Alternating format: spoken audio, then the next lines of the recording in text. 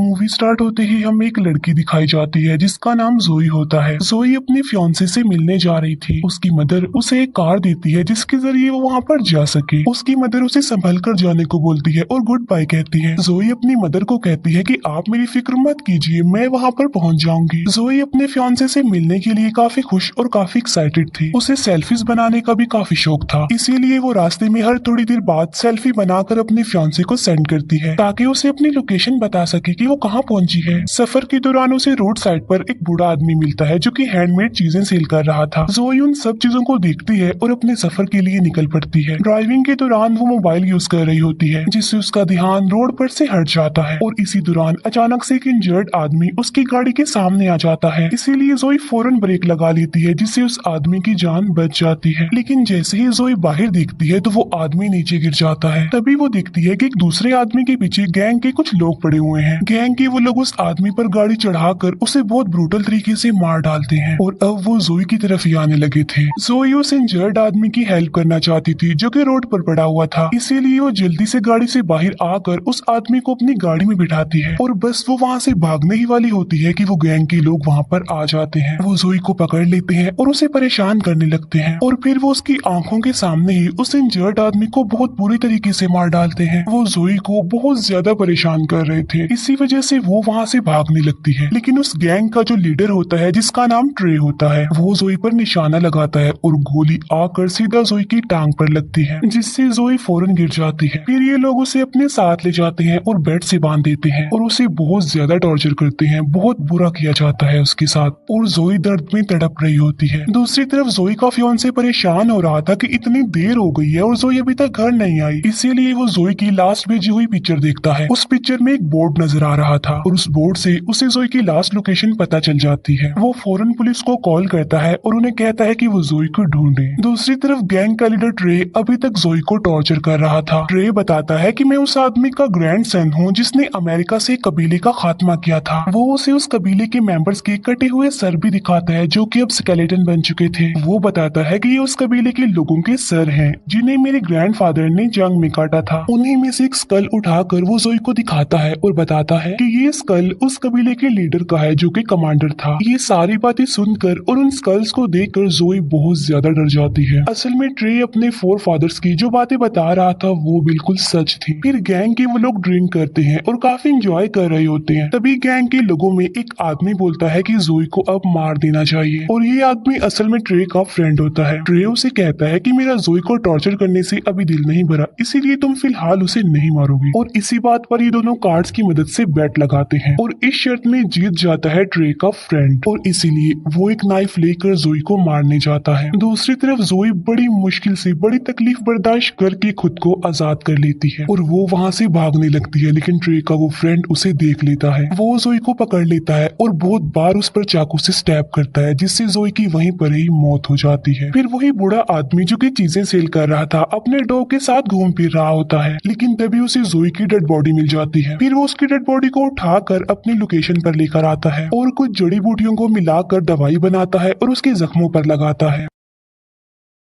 यहाँ पर हम ये जान पाते हैं कि ये बूढ़ा आदमी भी उसी कबीले से बिलोंग करता था जिसे ट्रे के ग्रैंडफादर ने मारा था। ये बूढ़ा आदमी कुछ स्पेल्स यानी मंत्र बोलकर रिचुअल करता है ताकि जोई की सोल फिर से उसकी बॉडी में आ सके और इसी दौरान जोई की डेड बॉडी हवा में फ्लाई करने लगती है। असल में उसके अंदर सच में कोई सोल आ चुकी थी। जोई का चेहरा डरावना हो गया था, यानी उसकी आंखें काली हो गई थी और वो उस बूढ़े आदमी पर अटैक कर देती है। लेकिन बहुत जल्द वो बूढ़ा आदमी जोई को बेहोश करने में कामयाब हो जाता है। फिर जोई का फियांसे भी यहाँ पर आ जाता है और वो एक होटल में रुक जाता है। फिर हमें जोई दिखाई जाती है। जब उसे होश आता है तो वो सिटी एरिया में आ जाती है जहाँ पर उसे एक पब्लिक टेलीफोन दिखाई देता है। फिर जोई उस फोन से अपने फियांसे को कॉल करती है और उसे बताती है कि मैं जिंदा हूँ और बिल्कुल ठीक हूँ। जोई का फियांसे उसकी आवाज सुनकर बहुत ज्यादा खुश हो जाता है और अब वो इस पब्लिक टेलीफोन की भी लोकेशन निकलवाता है और उस लोकेशन के लिए निकल पड़ता है। फिर जोई को एक पुलिस ऑफिसर दिखता है जिससे हेल्प मांगने के लिए वो आगे बढ़ती है। लेकिन तभी वो देखती है कि वो पुलिस ऑफिसर कोई और नहीं बल्कि गैंग के लोगों में से एक है और उसे देखकर जोई को बहुत ज्यादा गुस्सा आ जाता है। इसीलिए वो उसका पीछा करते करते एक क्लब में आ जाती है और गैंग का ये मेंबर जोई को देखकर काफी शॉक रह जाता है। जोई की आईज फिर से बिल्कुल ब्लैक हो जाती हैं। ऐसा लग रहा था कि फिर से उसके अंदर वो सॉल आ गई हो। यहाँ पर गैंग का वो मेंबर यानी ट्रे का साथी जोई पर अटैक कर देता है, लेकिन इससे पहले कि वो जोई को कोई नुकसान पहुंचा सके उससे पहले ही जोई उसका पेट फाड़ देती है और उसकी सारे इंटेस्टाइन्स बाहर निकाल कर उसे मार डालती है। फिर एक फाइटर जोई को गन से शूट करने की कोशिश करता है, लेकिन जोई उसे चेयर मारकर बेहोश कर देती है। फिर जब जोई का फियांसे उस पब्लिक टेलीफोन की लोकेशन पर पहुंचता है तो दिखता है कि वहाँ पर पुलिस आई हुई है और वो पुलिस से जोई के बारे में पूछता है, जिस पर वो पुलिस ऑफिसर कहता है कि यहाँ पर किसी आदमी का मर्डर हुआ है और तुम जिसे यहाँ पर ढूंढने आए हो वो यहाँ पर नहीं है। जोई का फियांसे उस पुलिस ऑफिसर को कहता है कि मेरी फियांसी ने मुझे 1 घंटा पहले यहाँ से कॉल की है, जिस पर वो पुलिस ऑफिसर कहता है कि ओके ऑलराइट, मैं तुम्हारा केस बाद में देखूंगा। और तभी वहाँ पर ट्रे भी अपने गैंग के साथ आ जाता है और अपने साथी की डेड बॉडी को देखकर वो शदीद गुस्से में आ जाता है। उसे कुछ भी समझ नहीं आ रही थी कि आखिर उसके साथी को किसने मारा होगा। तभी इन लोगों के पास जोई का फियांसे आता है। वो उन्हें जोई की पिक्चर दिखाता है और पूछता है कि क्या तुमने इस लड़की को देखा है। जब वो लोग जोई की पिक्चर को देखते हैं तो उसके फियांसे को कहते हैं कि वो जल्दी से यहाँ से चला जाए, लेकिन जब जोई का फियांसे उन्हें ये बताता है कि 1 घंटा पहले जोई ने मुझे इस लोकेशन से कॉल की थी, तो ये सुनकर गैंग के वो सारे लोग हैरान रह जाते हैं और जोई के फियांसे को मारने के लिए आगे बढ़ते हैं। लेकिन तभी वो पुलिस ऑफिसर वहाँ पर आ जाता है और उन्हें वहाँ से जाने के लिए बोलता है। जोई की जब आंख खुलती है तो वो खुद को एक शेड में पाती है। तभी अपने आप से ही एक रूम का डोर ओपन हो जाता है और उस रूम में हर तरह के टूल्स पड़े हुए थे। जोई वहाँ से एक बो एंड एरो यानी तीर कमान उठाकर वहाँ से चली जाती है। फिर गैंग के वो लोग वहाँ पर जाते हैं जहाँ उनके साथी ने जोई को मारकर दफनाया था। वो लोग दिखते हैं कि जोई की डेड बॉडी वहाँ से गायब है। वो लोग सोचने लगते हैं कि आखिर जोई की डेड बॉडी कहाँ गई है और कहाँ पर जा सकती है। फिर वो साथी जिसने जोई को मारा था वो बोलता है कि शायद उसकी डेड बॉडी को कोई जंगली जानवर लेकर गया होगा, क्योंकि ये मुमकिन ही नहीं है कि जिसे मैं मारूं और वो बच जाए। लेकिन ट्रे को इस बात पर बिलीव नहीं होता। फिर ये लोग कुछ टाइम से अपने घर से कहीं दूर जाने का प्लान करते हैं, पुलिस के डर से कि कहीं पुलिस उन्हें अरेस्ट न कर ले।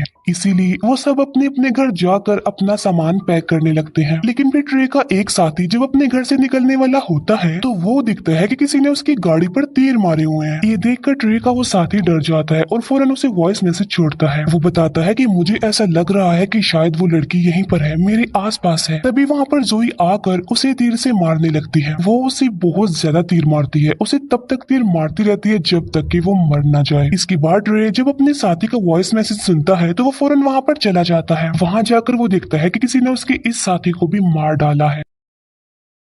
फिर जोई दिखती है कि उसकी बॉडी गल रही है, सड़ रही है, जिसमें कीड़े पड़ रहे हैं। ये देखकर जोई उसी बूढ़े आदमी के पास जाती है और उससे इसका हल पूछती है। तो वो बूढ़ा आदमी उसे सारी बात समझाता है कि असल में मुझे तुम्हारी डेड बॉडी कब्र में मिली थी और जिस टाइम तुम मुझे मिली उस वक्त तुम मर चुकी थी। फिर मैंने एक रिचुअल करके तुम्हारी सोल को वापस बुलाया, लेकिन उसी वक्त तुम्हारे सोल के साथ साथ एक और सोल भी तुम्हारी बॉडी में आ गई। बल्कि वो दूसरी सोल किसी और की नहीं बल्कि उसी कबीले के लीडर की है जो कि कमांडर थे, और लीडर की सोल सालों से अपना बदला लेना चाह रही है। उस लीडर की सोल उस पूरी फैमिली को खत्म करके अपना बदला लेना चाहती है जिसने उनके पूरे कबीले को मार दिया था। और ये वही लोग हैं जिसने तुम्हारे साथ गलत किया, यानी ट्रे का खानदान। यानी इसका मतलब ये है कि लीडर और तुम्हारे दुश्मन एक ही हैं। बूढ़ा आदमी जोई को ये भी बताता है कि तुम्हारी बॉडी गल रही है, सड़ रही है, टाइम बहुत कम है हमारे पास, इसीलिए जो भी करना है जल्दी करना है। दूसरी तरफ ट्रे प्लान बना रहा होता है कि वो जोई के फियांसे को किडनैप कर लेंगे ताकि जोई उनका कुछ ना कर सके, उन्हें कोई भी नुकसान ना पहुंचा सके। जोई का फियांसे उसे मिस करके काफी रो रहा होता है, काफी दुखी होता है वो। लेकिन तभी वहाँ पर ट्रे और उसके साथी आ जाते हैं और वो उसे बहुत ज्यादा मारते हैं। फिर वो उसे उठाकर अपनी गाड़ी में रखकर उसे ले जाने लगते हैं। लेकिन जब ये लोग वहाँ से निकल रहे होते हैं कि तभी वहाँ पर जोई आ जाती है और वो ट्रे के एक साथी की गर्दन पर तीर मारती है, जिससे वो इंजर्ड हो जाता है और उसका काफी खून बहने लगता है। ट्रे और उसका वही साथी जो कि उसका फ्रेंड था जोई को जिंदा देखकर शॉक्ड रह जाते हैं और वो वहाँ से भागने लगते देखते हैं जोई भी भागते हुए उनकी गाड़ी पर चढ़ जाती है, जहाँ पर उसकी